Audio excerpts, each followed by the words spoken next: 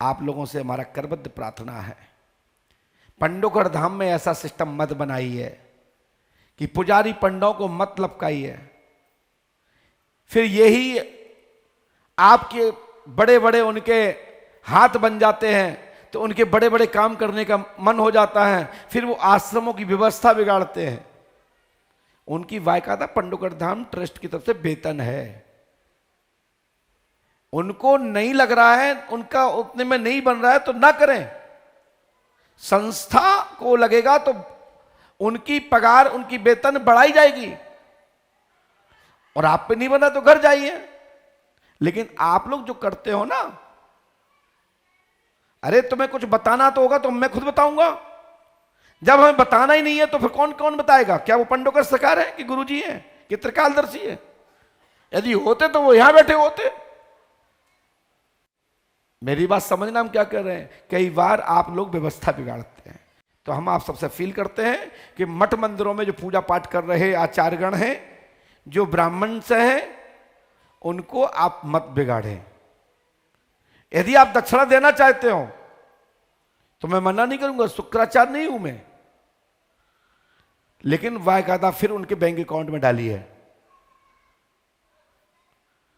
या मंदिर के बाहर पंडित जी आपके लिए दक्षिणा है, मंदिर में खड़े होकर के लालच दे करके श्रृंगार की माला तोड़ करके आपको देते हैं। वो श्रृंगार होने के बाद आपको सिंदूर लगाते हैं।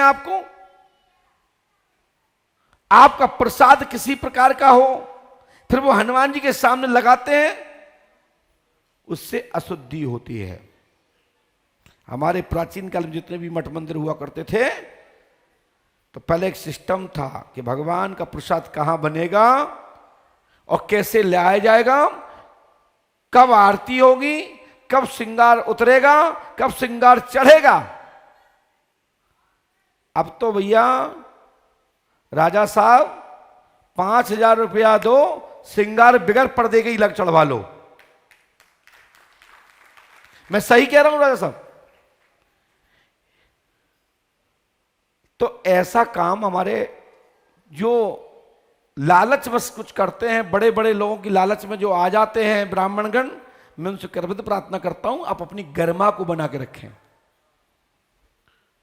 आपका सीधा संबंध पंडोकर सरकार से है।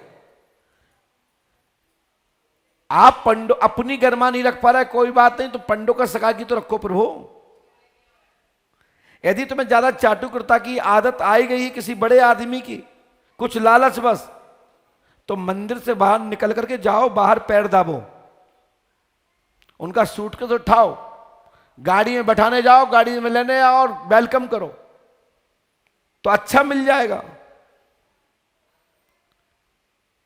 आप लोगों से मैं इसलिए कहता हूं, और भी दरबार के और भी मठ मंदिरों के ब्राह्मणों एवं आचार्य लोग भी सुने, कम से कम अपने मठ मंदिर में बैठे देवता की प्रतिष्ठा को सुरक्षित रखें।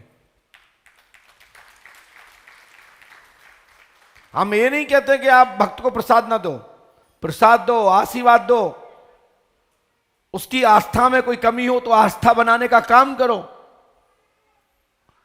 और खुद भी अपनी आस्था मजबूत रखो। दूसरे को ज्ञान देना तो बहुत सरल है, खुद भी तो ज्ञानवान बनो, खुद भी तो विश्वास रखो। जब तुम्हारे अंदर विश्वास होगा तो सामने वाले में निश्चित ही है आपसे ज्यादा विश्वास हो जाएगा कि देवी देवताओं के सामने जहां आप पूजा अर्चना करते हैं, वहां पुड़िया खोल के खाते हो, मठ में खड़े हो पुड़िया खोल के खाते हो, दूसरे से कहते हो पुड़िया खा के मंदिर में आए हो।